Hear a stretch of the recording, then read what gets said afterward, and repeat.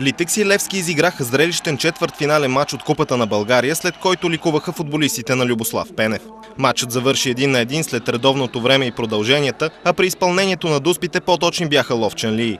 Левски първи стигна до голова опасност. Не бяха изминали и 3 минути игра, когато Гара Дембеле бе изведен чудесно от Дарко Тасевски очи в очи с вратаря на Литекс Винисиус Баривиера, който обаче съобразително излезе напред и не позволи топката да влезе в мрежата му.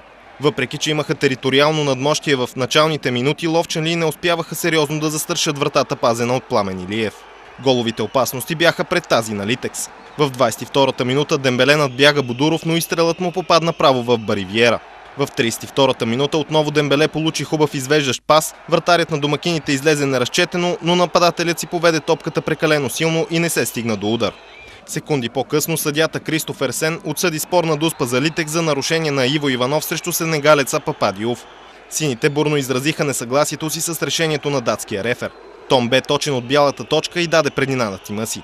Последва шанс за Дарко Тасевски, който обаче не овладя топката както трябва. 5 минути преди края на полувремето Дилов пропусна страхотна възможност да удвои. Сенегалецът се измъкна от отбраната на Левски, но се засуети и Пламен Илиев майсторски му отне топката. След почивката темпото на игра се вдигна още повече.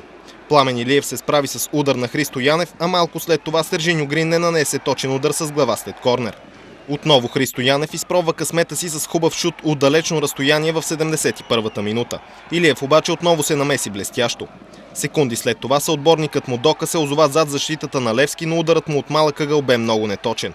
При последвалата атака към отсрещната врата гостите от София поискаха дуспа за игра с ръка на Николай Бодуров, но претенциите им не бяха уважени от датския рефер.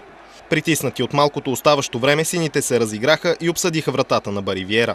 В 77-та минута Дъсли Мюлдер не показа точен мерник, а 2 минути по-късно отборът на Ясен Петров стигна до изравнителен гол на Исмаил Иса.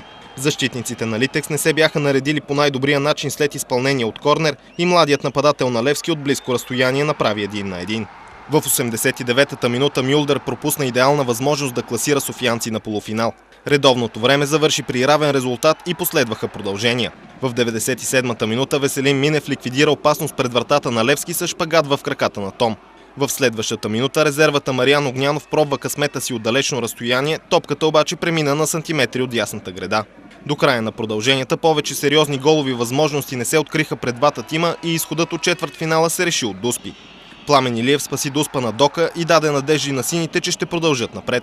Александър Александров и Исмаил Иса обаче пропуснаха своите дуспи и така подариха класирането напред на Литекс.